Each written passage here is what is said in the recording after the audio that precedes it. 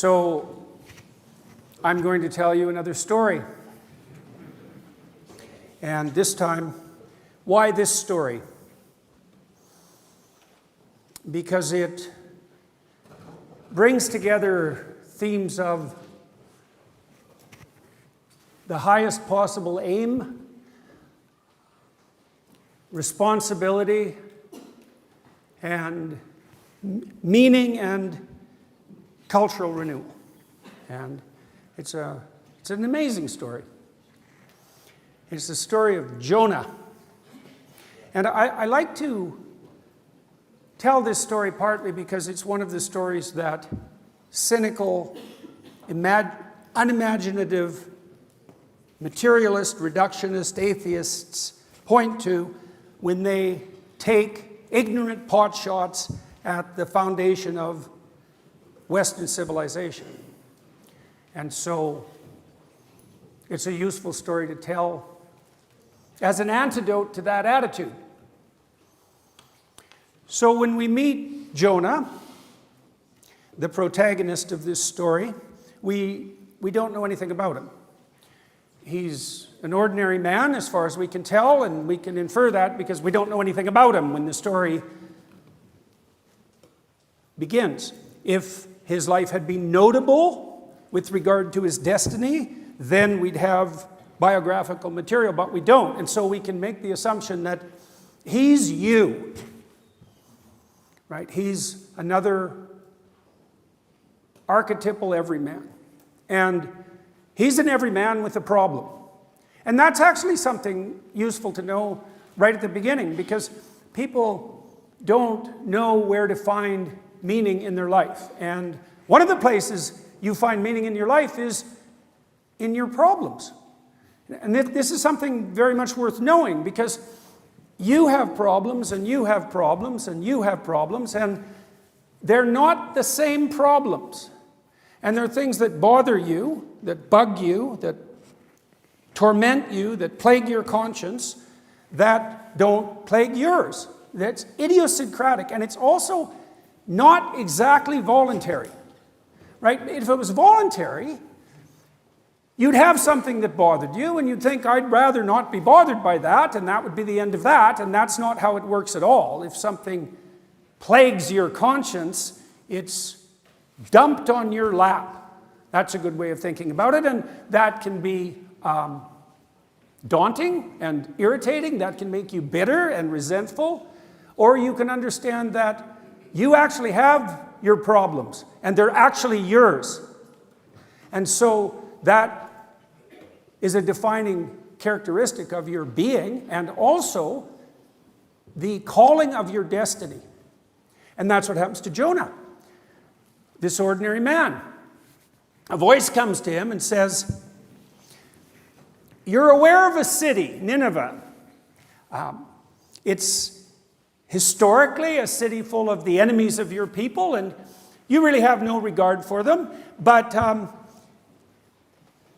God, and I'm unhappy with the citizens of Nineveh, and I'm thinking about wiping them out because of their unwillingness to abide by the appropriate moral order. And the more merciful part of me thinks possibly they could use a second chance, and it's your duty now to go and have a chat with them and let them know how I'm feeling, and that maybe they should think twice before all hell breaks loose, and away you go. And Jonah thinks, well, if you're God and you want to deliver the historical enemies of my people a good smiting, I'm perfectly happy with that, and so I'm disinclined on moral grounds to do anything that might be of aid. And also, there's 150,000 people in Nineveh. They don't know anything about me. I'm a foreigner and an enemy, and I don't think I'm going to go there and tell them, king and all, that they've wandered off the straight and narrow path, and that God himself is ready to wreak destruction on them, and that they should straighten up, because that sounds like a very bad idea for me. And so, if you read that story and you have any sense, you should be sympathetic to Jonah, because his decision is to make tracks in the opposite direction as rapidly as he possibly can. He boards a ship and heads to a city whose name I don't remember, which is as far away from Nineveh that you could get at that time. And so his reaction to the prompting of his conscience is, I think I'll do something easier. And interestingly for him, easier meant uprooting his whole life and vanishing to a new city. And so that's how much apprehension this call of conscience produced in him. And so he jumps on a boat and makes for fairer climes. So what happens? Well, he's on the boat and he falls asleep. And so what does that mean? Well, that's what you do if you don't follow the promptings of your conscience. You drift into a kind of, what would you say, wishfully blissful unconsciousness, and pretend that you can escape from your destiny by just not being there. And so Jonah now runs from his conscience, he runs from destiny, he runs from God, and he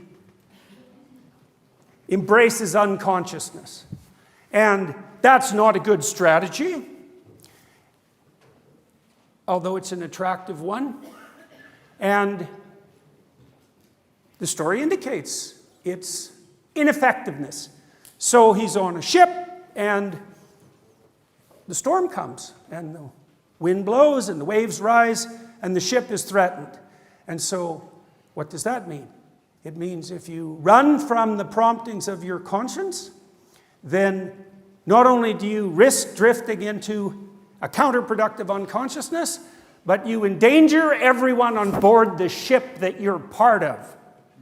And so what that might that be? Well, that might be your husband or your wife.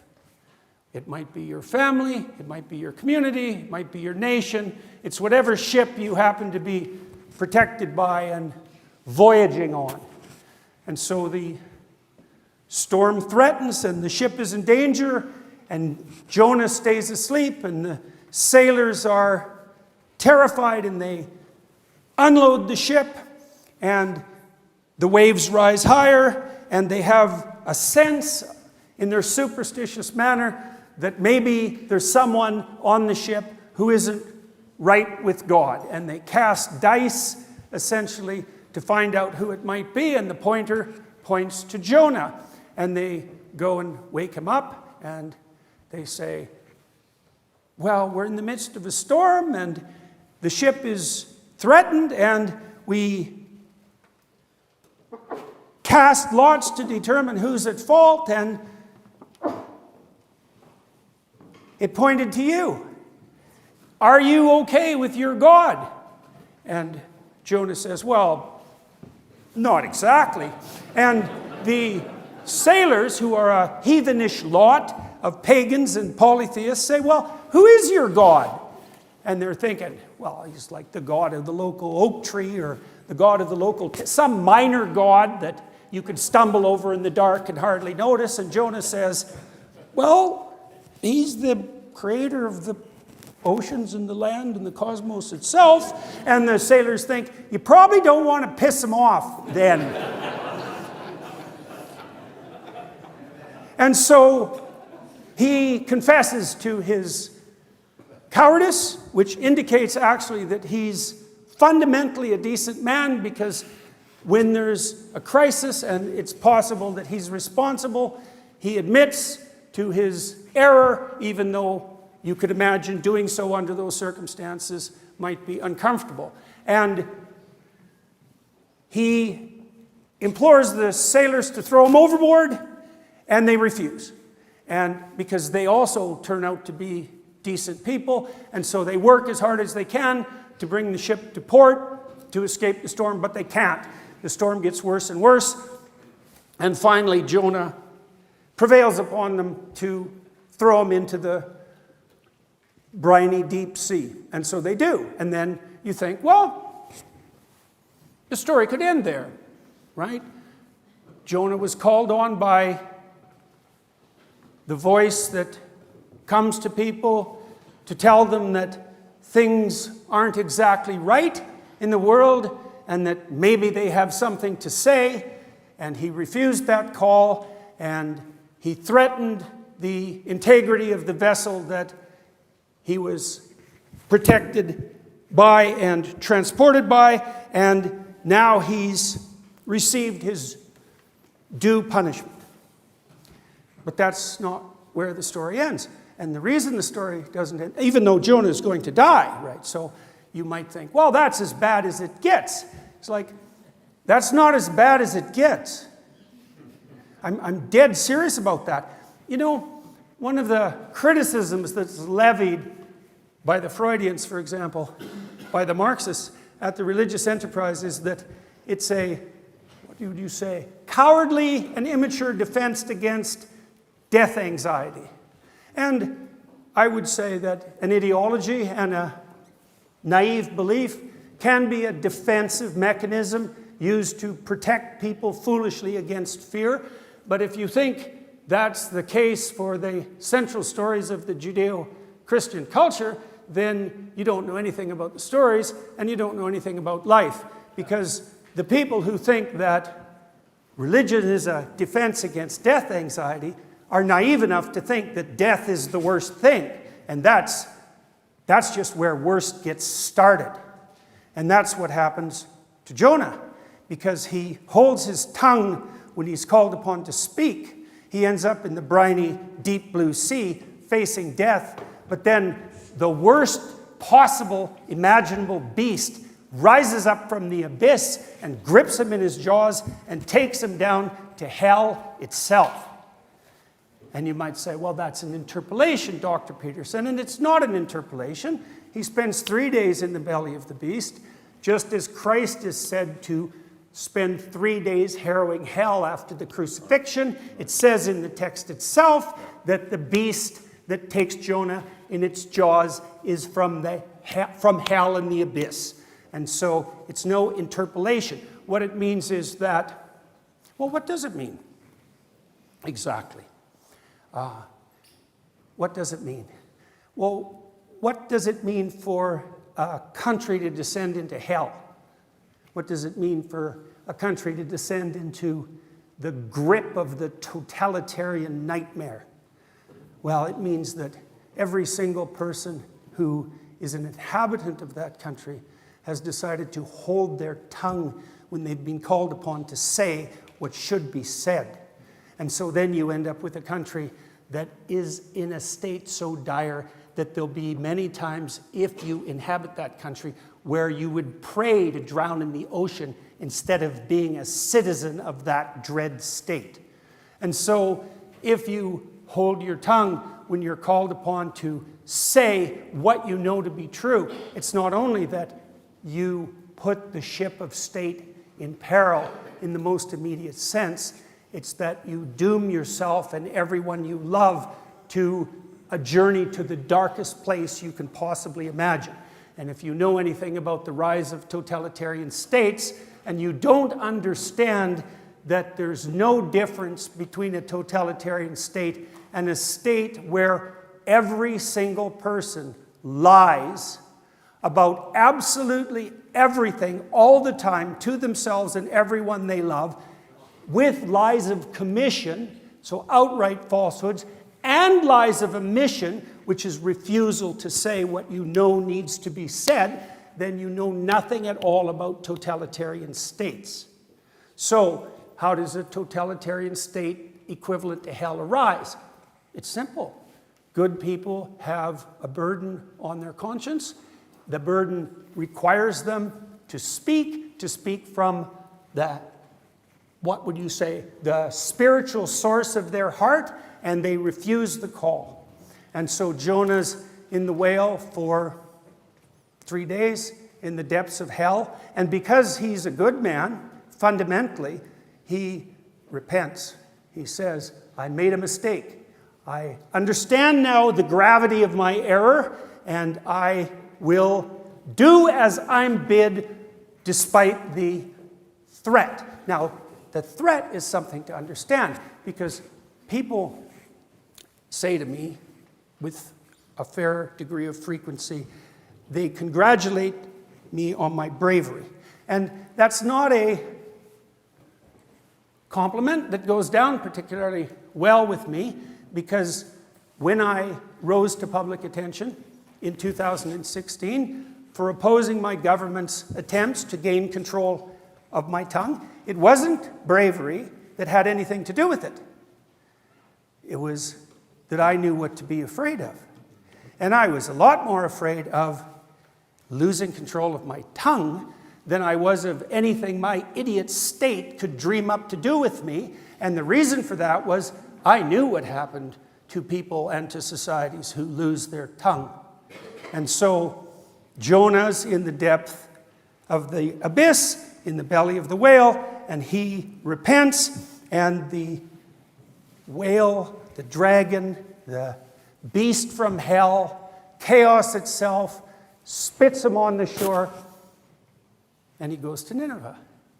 And he tells his enemies, who he now loves, or at least acts that way, that they're pushing their luck with their impropriety and their misbehavior.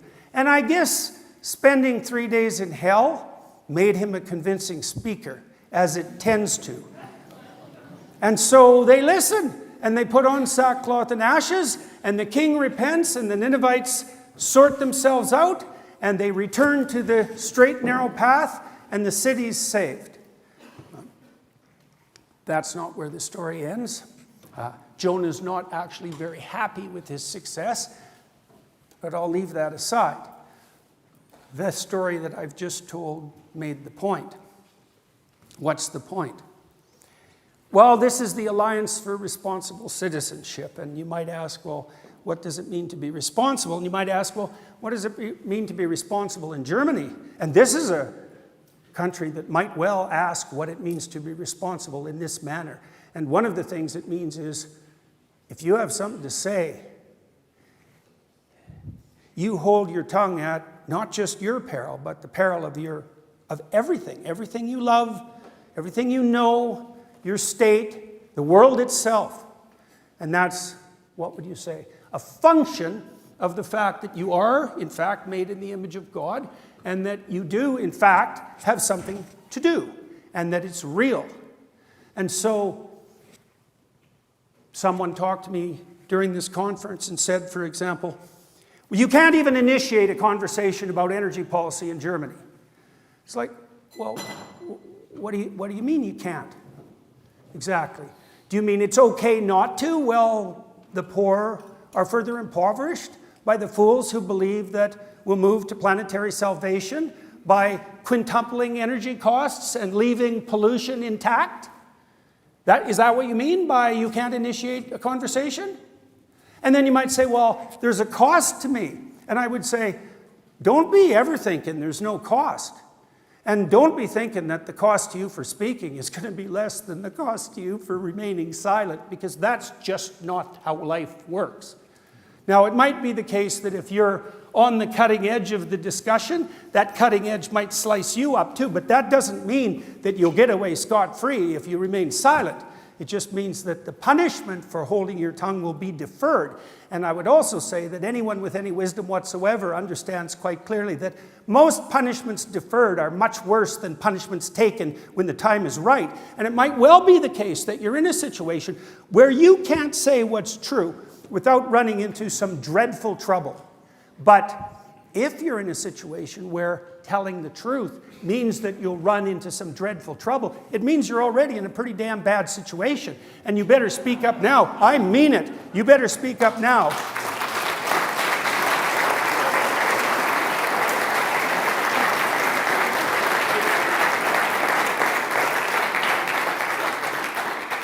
Before it gets a hell of a lot worse, which it can and will in precise proportion to your willingness to remain silent when you have something to say.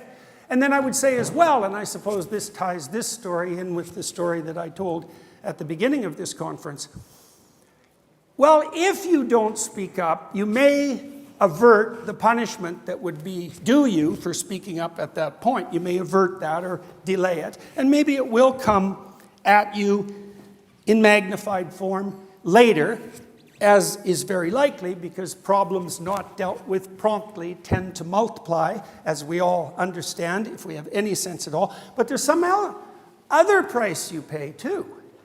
You know, Jonah was called upon by his conscience to be the prophetic voice of redemption, even for his enemies. It's like, well, do you want to do something with your life? It's difficult life, you know. You might want something along with it that impels you to rise to the occasion. And being a prophetic voice that could redeem even your enemies, that's not such a bad destiny. And you're going to perish anyways, so you might as well do something noble along the way, at least to justify it. And so you think, well, I'll pay a price for speaking. It's like, well, the price you pay for not speaking is that you're not even there, but you'll still have the suffering. So that's not a good price to pay. And then you might say too, well, if you did have the wise courage to speak when you have something to say, and that did disrupt your life, and you had the faith and courage to tolerate that disruption, it could well be that you would thereby embark on the greatest romantic adventure of your life, because you've now thrown yourself out of the domain of foolish security and into the domain of courageous chaos, and God only knows what you might encounter there. But if you do that voluntarily and you call upon yourself to abide by the dictates of your conscience, the best of you will have the opportunity to reveal itself. And then you'll be the light on the hill that illuminates the world, that invites people up Jacob's ladder. And whatever price you pay momentarily for speaking when you're told not to will be, what would you say? The rewards that you'll obtain by abiding by the dictates of your conscience when you're true to it will be so much greater than whatever punishment you accrue momentarily for speaking, that they're not even in the same conceptual category. And that's actually the definition of a sophisticated faith. Precisely that. Do you believe in the truth? Does the truth set you free? Well, that doesn't mean there won't be a price paid for it. There's a sacrificial price paid for everything. You don't get to pick whether there's a price. You get to pick what you're willing to pay the price for. And since you're going to pay the price, you might as well pay it for everything that's holy, because why would you pick anything other than that? Especially when the ship of state is in danger and you've been called upon to speak. And so it's useful to understand this, because it could be that you're apprehensive to make your case known. And it could be that you have reason to be apprehensive, but it might also be that you don't understand the treasure that waits for you in the realm of that dragon. And you don't understand that by rejecting that call, you're rejecting everything about you that would enable you to nobly withstand the slings and arrows of fortune. And so if you understand that, as you should, and the story of Jonah is a pointer to that understanding, well, then you see that with that wisdom, there's no choice. Why would you not do the best thing that you could do? Why would you not do the best thing you could do? And the best thing that you could do is to say wisely what you know to be true. And if you have to pay a price, then that's the price you pay, knowing that there isn't a better option than that, no matter what happens to you. So that's the story of Jonah, and that's the parable, let's say, of responsibility, and that's its association with meaning, and that's the relationship between the voice within you that calls you to speak and the force that redeems you and the state and the nation. And so that's what you want to serve. You're going to serve something. You might as well serve that with your upward aim and your faith and courage intact. And so one of the things you think when you leave this conference, if you're inspired by what you heard here, if you want to have the faith and courage of a forthright scout of the future is say what you think is true and have the adventure that goes along with that. And the faith that allows you to understand that if you do that, things will turn out as well as the truth would allow them to turn out, which is as well as they can possibly turn out. And so that's a call to adventure. It's a call to adventure. You have no idea what will happen to you if you just say what you believe to be true. That's the life more abundant that's promised in the ancient texts, right? And the alternative hypothesis is what? You're going to live a life of falsehood, which means it's not your life, it's the life of falsehood. That seems like a bad plan. And that abiding by the falsehood is going to bring to you the security and adventure of your life. Yeah. Well, that's a foolish story. All right, everyone. Thank you very much for coming today. And